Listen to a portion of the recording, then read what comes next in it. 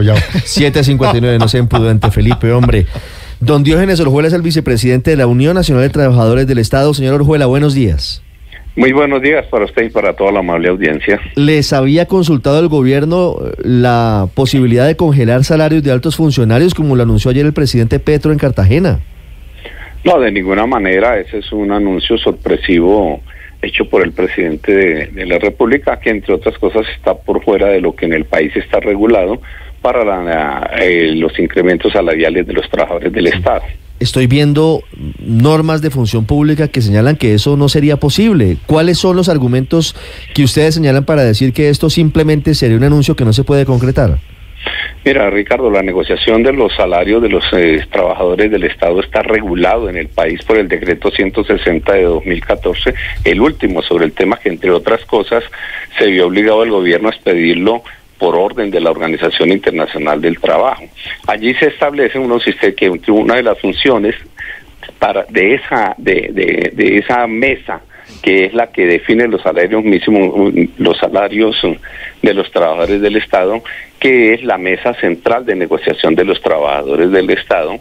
Allí en esa mesa asisten las centrales y las federaciones de trabajadores del Estado que hay en Colombia, que fueron los que guiaron la negociación por parte del gobierno, estuvieron el ministro Bonilla de Hacienda, la ministra Ramírez de Trabajo y el doctor César Manrique de la Función Pública. Ellos, con las representaciones estatales de los trabajadores, definieron, como lo vienen haciendo ya desde hace casi 10 años, los salarios para los trabajadores del Estado. Allí incluso llegó a plantearse en algún momento por el ministro Bonilla y la ministra Gloria Inés el tema de la ponderación, y esto fue totalmente descartado por el movimiento sindical, por lo tanto está descartado en la negociación, y se definieron dos ítems de incrementos.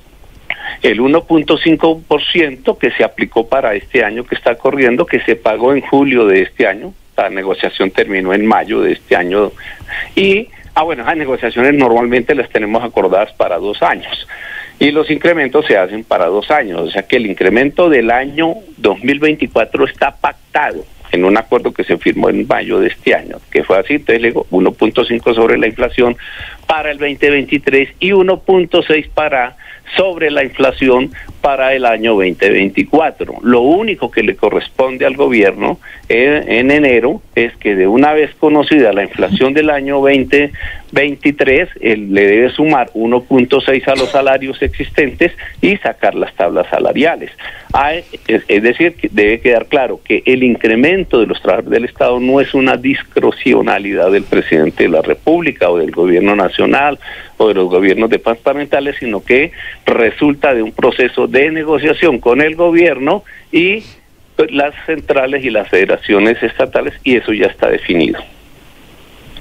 Ni siquiera entonces los altos salarios, pero ¿tiene usted de pronto, señor Orjuela, ese dato de cuántos trabajadores del Estado, del 1.351.000 servidores públicos, ganan salarios altos? No sé, definámoslos por altos de más de 10 millones de pesos. Yo creo que en eso hay un criterio un poco demagógico. El gobierno no se ahorraría prácticamente nada, porque podría decir casi con toda tranquilidad, y efectivamente toda es una cifra que nos señala, esa es la negociación colectiva más grande que se hace en el país. Puedo decir tranquilamente que el 80% de los trabajadores del Estado pueden estar en el rango entre 2 y 5 millones de pesos pueden estar el 80% de los trabajadores del Estado. Así que no es ningún ahorro. Yo creo que ahí se está haciendo es como un poco de especulación, porque si vamos a hablar, si eso que tú dices que sería de más de 10 millones, que no sería tan altos tampoco, no estaría haciendo el gobierno ningún ahorro real. Sí, señor Orjuela, pero en caso de que el señor presidente Petro insista en esto de congelarle los salarios, ¿ustedes qué posición tomarían? Bueno, primero sería el peor precedente que se da, porque ningún gobierno ha llegado a desconocer sus propias negociaciones.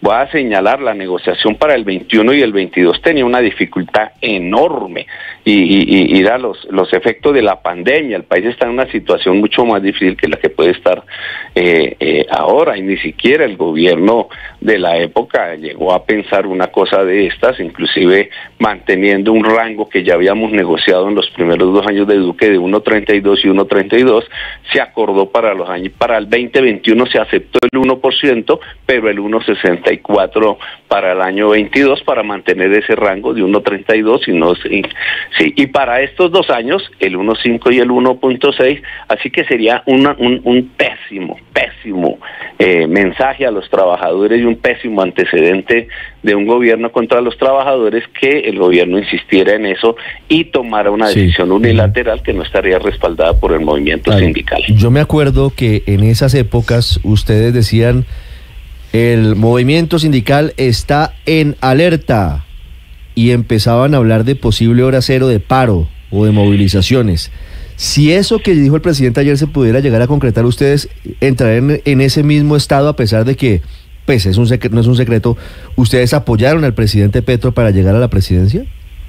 Bueno, yo creo que lo del apoyo a la presidencia no fue todo el movimiento sindical, eso es más un mito que se ha generado, sobre todo en algunos medios, en los medios de comunicación. Pero mire, no, los trabajadores estatales tienen una coordinación estatal donde están las centrales y las federaciones estatales, e indiscutiblemente el estado de alerta ya está generado entre todos los trabajadores del estado, y se harán las reuniones respectivas para tomar las decisiones que se tengan que tomar, en el que indiscutiblemente la movilización y el paro saldrán a flote como unos instrumentos para impedir que el gobierno tome esta decisión. Movilización y paro. A todas estas, ¿ha tenido usted la oportunidad de hablar con la ministra de Trabajo, Gloria Inés Ramírez, quien por lo demás fue también sindicalista? No, es que el anuncio está recién planteado. Inclusive si ustedes miran el comunicado de la época de mayo, cuando se hizo el acuerdo, el gobierno lo presentó como un gran acuerdo, como un acuerdo histórico, trascendental, y cito, etcétera, que nosotros no le dimos exactamente semejante trascendencia. Eso muestra mucho más indelicado que se pretenda, después de semejante apreciación que se hizo en la época, ahora decir que ya no vale.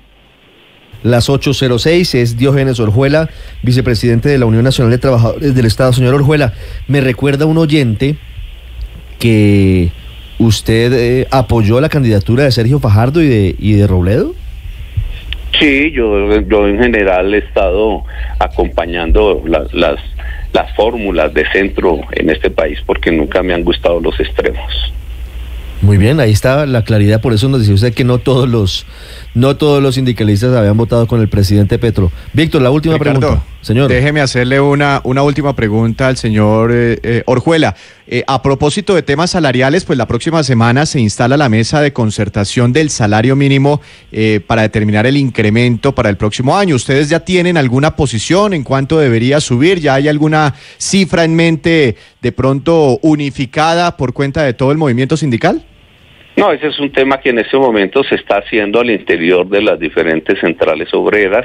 Luego vendrá un proceso en que entre todas tratarán de llegar con una propuesta unificada. Hasta ahora se tiene claramente establecido lo que se parte de lo que es de ley, el tema de la inflación, que todo mundo apunta va a rebasar un poco el 10%, el tema de la medición de la productividad, que eso lo hace un equipo especial, y a partir de ahí, pues todos los fenómenos económicos que hay en el país que tienen que jugar para ese análisis. Las 8:07, señor Diógenes Orjuela, muchas gracias. A ustedes, muy amables y muy buen día para todos.